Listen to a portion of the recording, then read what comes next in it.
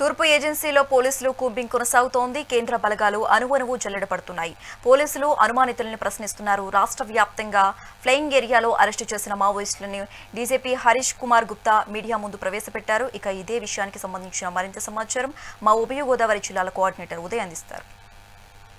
గోదావరి జిల్లాల కోఆర్డినేటర్ గత 3 రోజుల నుంచి పోలీసుల బూట్లు చప్పుళ్లతోనూ తుపాకీ మోతలతోనూ దద్దరిల్లిన తూర్పు మన్యం ప్రశాంత వాతావరణం నెలకొంది. తిరిగి అలాగే ఇక్కడ 3 రోజుల క్రితం హతమైన పోలీస్ ఎన్కౌంటర్లో హతమైన కేంద్ర కమిటీ సభ్యుడు హిడ్మా అతని భార్య రాజక్క అలియాస్ రాజీ మృతదేహాలను అయితే నిన్న రాత్రి పోస్ట్ మార్టం చేసి వారి బంధువులకు అప్పగించారు. నిన్న రాత్రి 12 గంటల తర్వాత పూర్తి బందోబస్తు మధ్య ఈ 2 మృతదేహాలను వారి బంధువులకు అప్పగించడం జరిగింది. హిడ్మా సోదరుడి సమక్షంలో వారి మృతదేహాలకైతే శవ పంచనామా డాక్టర్లు నిర్వహించారు. తిరిగి వారి స్వగ్రామాలకైతే ఆ మృతదేహాలను భారీ భద్రత మధ్య అయితే అప్పగించడం జరిగింది. 2 రోజుల క్రితం జరిగిన మావోయిస్ట్ కేంద్ర కమిటీ సభ్యుడు హిడ్మా అతని భార్య రాజక్తో పాటు అతని అనుచరులు అంటే 4 గన్మ్యాన్లు హతమైన ప్రదేశం ఇక్కడే ఉన్నాం మనం. ఈ టైగర్ క్యాంప్ ప్రాంతంలోనే ఈ భారీ ఎన్కౌంటర్ అయితే జరిగింది. ఇది మావోయిస్టు దళాలకైతే తీవ్రని నష్టంగా చెప్పుకోవచ్చు.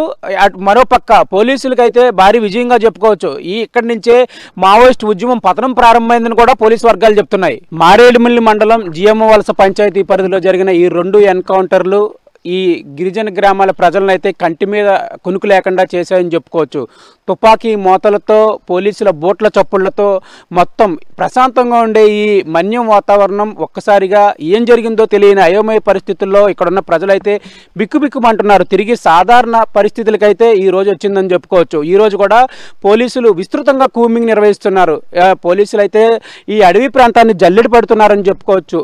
అంటే కేంద్ర కమిటీ సభ్యుడు హిడ్మా మరణం తర్వాత ఇక్కడ మావోయిస్టుల ఉద్యమంలో కూడా కొన్ని సంఘటనలు అయితే జరిగాయని చెప్తున్నారు. వారు ద్వితీయ స్థాయి నాయకులైతే లొంగుబాటుకి సిద్ధమవుతున్నారు. అలాగే ఈ ఉద్యమాన్ని వదిలిపెట్టి వెళ్ళిపోవడానికి కూడా సిద్ధమవుతున్నారనే వార్తలు వస్తున్నాయి. మొత్తం మీద హిడ్మా మరణం మావోయిస్టు ఉద్యమానికి తీరని దెబ్బని చెప్తున్నారు. మరోవైపు పోలీసులు దీన్ని కీలక విజయంగా పోలీసులు అయితే చెప్తున్నారు. నిన్న ఉదయం జరిగిన ఎన్కౌంటర్లో 7 అయితే మావోయిస్టులు మరణించారు. అందులో 3 మహిళలు ఉన్నారు.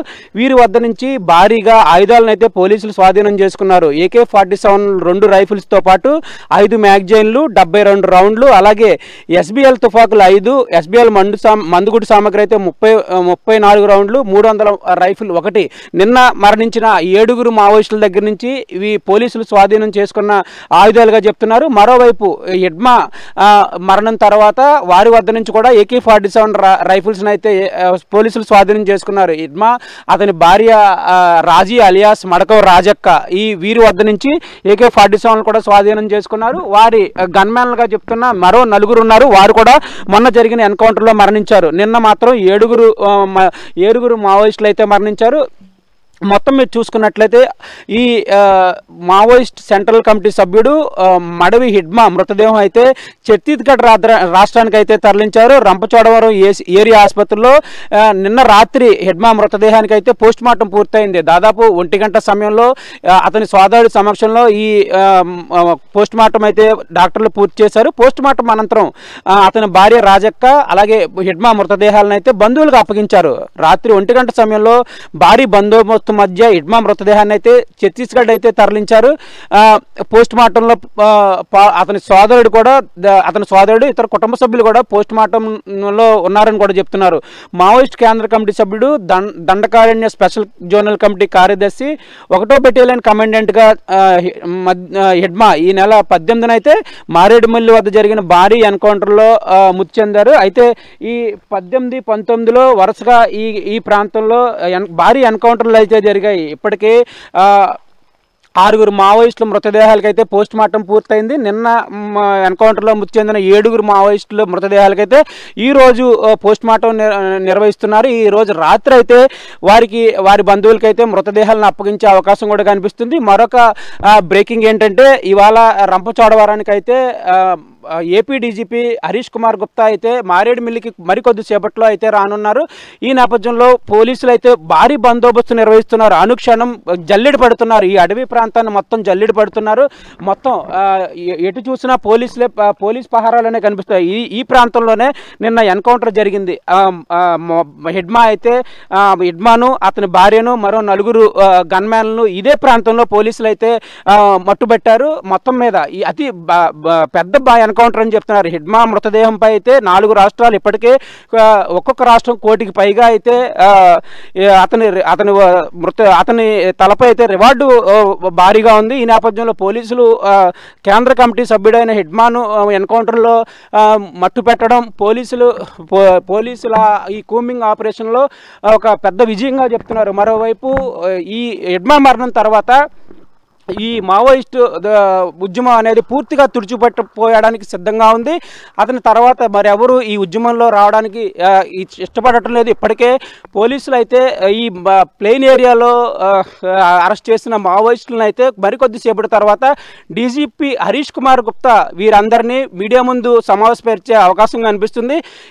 నిన్న రాష్ట్రం నలుమూలల్లోనూ కొన్ని ప్లెయిన్ ఏరియా ప్రాంతాల్లో మావోయిస్టులను అయితే భారీగా పోలీసులు అరెస్ట్ చేయడం జరిగింది.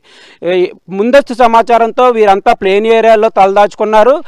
ఈ అడవి ప్రాంతంలో ఉన్న మావోయిస్టులకి వారి సహాయ సహకారాలు అందిస్తున్నారు అనే పూర్తి సమాచారంతో, ముందస్తు సమాచారంతో, పక్కా సమాచారంతో వీరిని అందరినీ అరెస్ట్ చేయడం జరిగింది. వీరందరినీ కొద్దిసేపటి తర్వాత డీసీపీ హరీష్ కుమార్ గుప్తా మీడియా ముందు ప్రవేశపెట్టే అవకాశం కనిపిస్తుంది. మొన్న మారేడుమిల్లి ప్రాంతంలో గొందువాడ ఏజెన్సీ ఏరియాలో జరిగిన ఎన్కౌంటర్లో కేంద్ర కమిటీ సభ్యుడు హెడ్మా మరణించడం, అతని మృతదేహానికి పోస్ట్ మార్టం అనంతరం ఆయన భార్య మృతదేహం బంధువులకు అప్పగించడం జరిగింది. వారి స్వగ్రామం అంటే ఛత్తీస్గఢ్ రాష్ట్రం సుక్మా జిల్లాలోని పువర్తి గ్రామానికి అయితే మృతదేహాలు తరలించిన తర్వాత అక్కడ అంటే దళంలో పనిచేసిన వారు ఎవరైనా పోలీస్ ఎన్కౌంటర్లో మరణిస్తే ఇటువంటి స్తూపాలు అయితే నిర్మిస్తారు. ఆ స్వగ్రామంలో వారికి జ్ఞాపకార్థం ఈ స్తూపాలు అయితే నిర్మించి ఇక్కడ వారోత్సవాలు కూడా నిర్వహిస్తుంటారు. ఈ వారోత్సవాల్లో ఈ మావోయిస్టు దళ సభ్యులు కూడా ఈ స్తూపాల వద్దకు వచ్చి అమరవీరులు జోహార్లు అంటూ నినాదాలు చేయడం కూడా జరుగుతుంది. ఈ నేపథ్యంలో అంటే నిన్న మరణించిన కేంద్ర కమిటీ సభ్యుడు హెడ్మా అలాగే ఆయన భార్య మృతదేహాలకైతే ఈ ఛత్తీస్గఢ్ రాష్ట్రంలో పువర్తి గ్రామంలో ఎటువంటి స్తూపాలు నిర్మిస్తారు, కుటుంబ సభ్యులకు అప్పగించిన తర్వాత అంత్యక్రియలు నిర్వహించిన తర్వాత వారి గ్రామంలో ఏదో ఒక చోట ఇటువంటి స్తూపాలు అయితే నిర్మించే అవకాశం కూడా కనిపిస్తుంది. మొత్తం మీద చూసుకున్నట్లయితే ఈ 2 రోజుల నుంచి జరుగుతున్న ఈ ఎన్కౌంటర్లో దాదాపు 13 మంది మరణించడం, ఈ 6 నెలల్లో ఈ ప్రాంతంలో సుమారు 19 మంది మావోయిస్టులు మరణించడం మావోయిస్టు ఉద్యమానికి అయితే తీవ్రమైన దెబ్బగా చెప్తున్నారు, తీవ్రమైన లోటుగా చెప్తున్నారు. ఈ దెబ్బతో మావోయిస్టు ఉద్యమం పూర్తిగా పోయే అవకాశం ఉందని కూడా స్పష్టమవుతుంది. మొత్తం మీద పోలీసులు విజయంగా చెప్తున్నారు.